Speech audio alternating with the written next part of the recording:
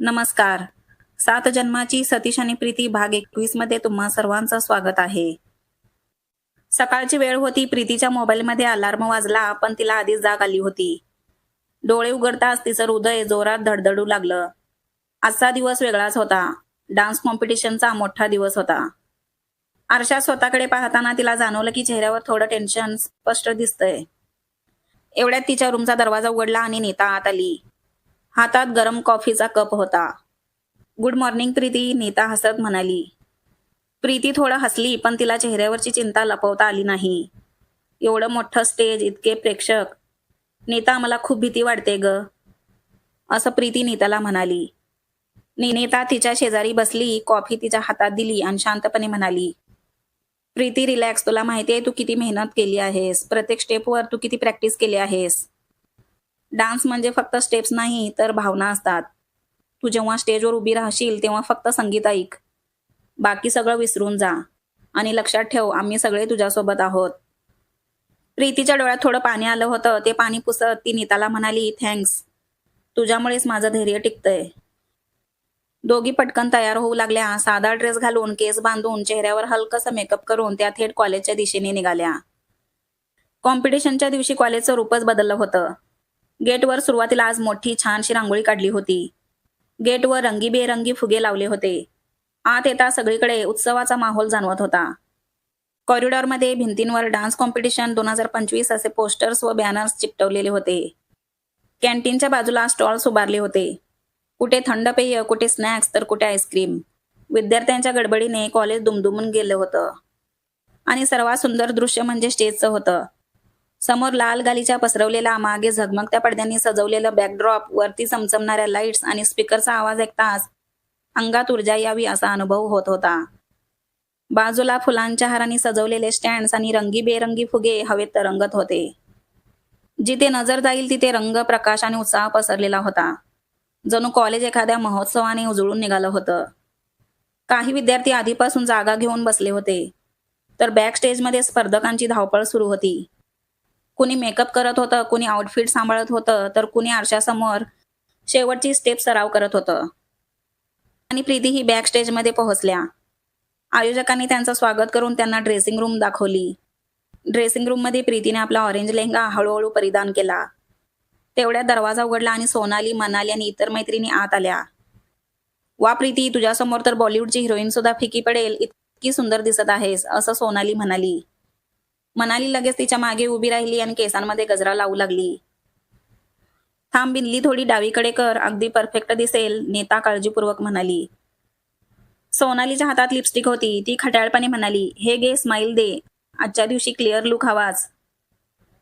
क्षणभर ड्रेसिंग रूममध्ये खसखसाट आणि हशा पसरला. कोणी प्रीतीच्या हातात बांगड्या घालत होतं, कोणी कानातले व्यवस्थित करत होतं, तर कोणी आरशात उभं राहून शेवटचा टचअप तपासत होतं. बस प्रीती, आता स्टेजवर धमाल करायची तयारी ठेव. आम्ही सगळ्या प्रेक्षकांमध्ये टाळ्यांचा गडगडाट करणार, सोनाली उत्साहाने म्हणाली. प्रीतीने शेवटचा दुपट्टा व्यवस्थित खांद्यावर घेतला आणि आरशासमोर उभी राहिली. ऑरेंज लेहंगा झगमगत होता. लेहंग्यावरील सोनेरी नक्षीकाम त्यावरून जणू प्रकाश फेकत होतं. कानातले हलके हलके डोलत होते. बांगड्यांचा नाजूक खणखणाट कानाला गोड वाटत होता. कपाळावरची टिकली तिच्या चेहऱ्याच्या मोहकतेला आणखी उठाव देत होती. क्षणभर संपूर्ण ड्रेसिंग रूम शांत झाली. सोनाली, नीता, मनाली आणि बाकीच्या मैत्रिणी प्रीतीकडे एकटक बघतच राहिल्या होत्या. मनालीने डोळे मोठे करत टाळ्या वाजवत म्हणाली, अगं तू इतकी सुंदर दिसतेस की प्रेक्षक टाळ्या वाजवायला विसरून तुला बघतच राहतील. नीता मात्र हळूच हसत प्रीतीच्या खांद्यावर हात ठेवून म्हणाली, आज स्टेजवर तुझा जलवा असणार आणि आपल्याला खात्री आहे प्रेक्षक तुझ्यावर फिदा होणार.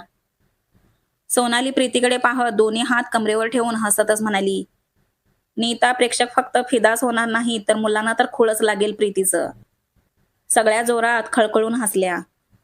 मनालीने डोळे मिसकावत प्रीतीला चिडवलं, आणि मग आम्ही तुझ्या बॉडीगार्ड्स बनवून तुझं रक्षण करणार, कारण मुलं तर रांगेत उभं राहतील. प्रीती मात्र लाजून गाल लाल करत हसली. अगं उगाचच काहीतरी काय म्हणताय, मी डान्ससाठी तयार झाले, कोणाला वेड लावण्यासाठी नाही, ती संकोचून म्हणाली. बाकी सगळ्या मुली प्रीतीला ड्रेसिंग रूममध्ये सोडून हळूहळू स्टेज समोरच्या खुर्च्यांवर येऊन बसल्या. कार्तिक आणि सतीशी हॉलमध्ये येऊन समोरच्या रांगेत बसले होते. सभागृहात दिवे मंद झाले आणि कॉम्पिटिशनची सुरुवात झाली. पहिल्याच परफॉर्मन्सला सुरुवात होता संपूर्ण हॉल दणानून गेला. कुणी ढोलकीच्या ठेक्यावर टाळ्या वाजवत होतं, कुणी शिट्ट्या मारून उत्साह वाढवत होतं. प्रत्येक डान्सनंतर सभागृह टाळ्यांच्या गजराने भरून जात होतं. कुठे पंजाबी भांगडा, कुठे शास्त्रीय नृत्य, तर कुठे बॉलिवूडची धमाल सुरू होती. कोण सोलो डान्स करत होतं, तर कोण ग्रुप डान्स करत होतं. हे सगळे स्पर्धक आपल्या डान्सने सगळ्या प्रेक्षकांना मंत्रमुग्ध करत होते. प्रीती मात्र अजूनही ड्रेसिंग रूममध्येच होती आणि तिथूनच ती स्टेजकडे डोकावून बघत होती. प्रेक्षकांचा तो उत्साह, हॉलमधलं दणानून जाणारं वातावरण, टाळ्यांचा आवाज, हे सगळं तिच्या मनात एक वेगळीच थरारक धडधड निर्माण करत होतं. थोड्याच वेळात माझा नंबर आहे या विचाराने तिच्या पोटात फुलपाखरं उडू लागली होती. एकामागोमाग स्पर्धकांचे डान्स होत होते. प्रत्येक डान्सनंतर सभागृह टाळ्यांच्या गजराने आणि शिट्ट्यांच्या आवाजाने दणानून जात होतं. सगळ्यांचा उत्साह तसाच उंचावलेला होता. थोड्याच वेळात स्टेजवरून आवाज आला, नेक्स्ट परफॉर्मन्स प्रीती. क्षणभरातच हॉलमधलं वातावरण आणखी रंगून गेलं. प्रीतीच्या सगळ्या मैत्रिणी नीता, सोनाली, केतकी, मनाली एकदम जोरात टाळ्या वाजवू लागल्या. त्यांचे चेहरे उत्साहाने उजळले होते. चल प्रीती, रॉक कर, सोनालीने उभं राहून ओरडून प्रोत्साहन दिलं. ड्रेसिंग रूममधून हळूहळू प्रीती स्टेजवर आली. ऑरेंज लेहंग्यातली प्रीती चेहऱ्यावर हलकसं स्मित हास्य करत आली तेव्हा ती एखाद्या अप्सरेप्रमाणे दिसत होती. सभागृहात क्षणभर कुजबूज थांबली आणि सगळ्यांचे डोळे तिच्याकडेच खिळले. दरम्यान सतीशच्या मोबाईलवर त्याच्या मम्मीचा कॉल आला होता. हॉलमधल्या प्रचंड गोंगाटामुळे त्याला नीट ऐकू येत नव्हतं. त्याने कानावर हात ठेवला, खाली मान घातली आणि व्यवस्थित बोलायचा प्रयत्न करू लागला. हॅलो मम्मी, बोल ना, काहीच ऐकू येत नाहीये. काय म्हणतेस?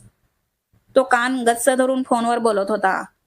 स्टेजवर संगीत सुरू झालं. प्रीतीने बॉलिवूड गाण्यावर डान्स करायला सुरुवात केली. तिच्या लयबद्ध हालचाली, आत्मविश्वासाने भरलेलं हास्य, डोळ्यामधलं तेज पाहून संपूर्ण सभागृह एकदम मोहित झालं होतं. अचानक सतीशचं लक्ष समोर वळलं आणि त्याचे डोळे थेट प्रीतीवर थांबले. क्षणभर त्याचा श्वास रोखला होता. तिच्या सौंदर्याने आणि डान्सने तो इतका मंत्रमुग्ध झाला की त्याच्या हातातून मोबाईल हळूच निसटून खाली पडला.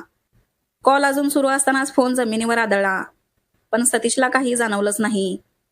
त्याच्या डोळ्यात फक्त प्रीती होती.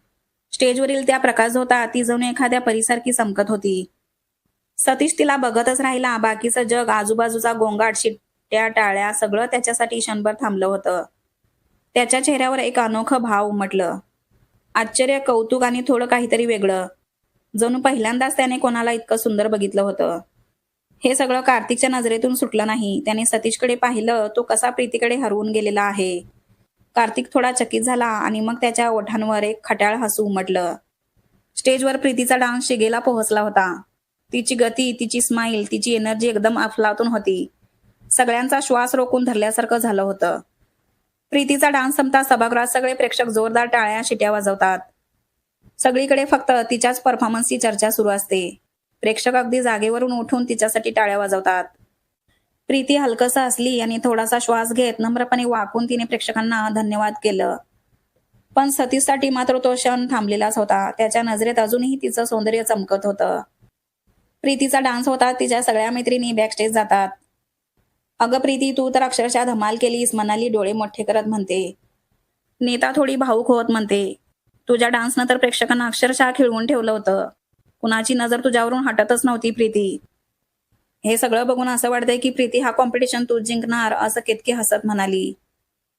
सोनाली खट्याळपणे हातावर थाप मारत म्हणते, अगं तू डान्स नाही केला, थेट स्टेजवर आग लावलीस. आता बाकीच्या स्पर्धकांनी तर घाम पुसायला सुरुवात केली असेल. सगळ्या एकमेकींवर बोलत असतात आणि प्रीती हसत असते. तिच्या चेहऱ्यावर एक समाधानाचं तेज असतं. त्या वातावरणात तिच्या भोवती एकदम छानसा उत्साह, मैत्रिणींचं कौतुक आणि आनंदाचा माहोल निर्माण होतो. आणि प्रीतीच्या मनात फक्त एकच धडधड असते, आता रिझल्ट काय येणार. तिकडे सतीश मात्र त्या गर्दीत पूर्णपणे हरवून बसलेला असतो. त्याच्या डोळ्यासमोर अजूनही फक्त एक क्षण फिरत असतो. प्रीतीचा डान्स, तिचं हसणं, तिचं लखलखणारं रूप. स्टेजवर काय चाललंय, कोण गातंय, कोण डान्स करतंय याकडे त्याचं काहीच लक्ष नसतं. तो स्टेज समोर खुर्चीत बसलेला असतो, पण तिच्या नजरेसमोर डान्स करणारी सुंदर प्रीतीच फक्त तिला दिसत असते. तेवढ्यात कार्तिक म्हणतो, अरे काय चाललंय, कोणत्या विचारात डुबला आहेस एवढा? चल प्रीतीला भेटून येऊया का? अरे म्हणजे तिला सांगितलं पाहिजे ना की किती जबरदस्त डान्स केला आहे तिने. कार्तिक असं बोलत असतो आणि सतीश थोडासा हसत मनामध्ये म्हणतो, खरंच मला पण प्रीतीला समोरून पाहायचं आहे. तुम्हाला काय वाटतं, सतीशचं हे प्रीतीवर पहिलं क्रश असेल का? काय इथूनच त्यांच्या लव्ह स्टोरीला सुरुवात होईल का? तुम्हाला काय वाटतं हे मला कमेंट करून सांगा आणि हा भाग आवडला असेल तर एक लाईक आणि चॅनलला सबस्क्राईब करा.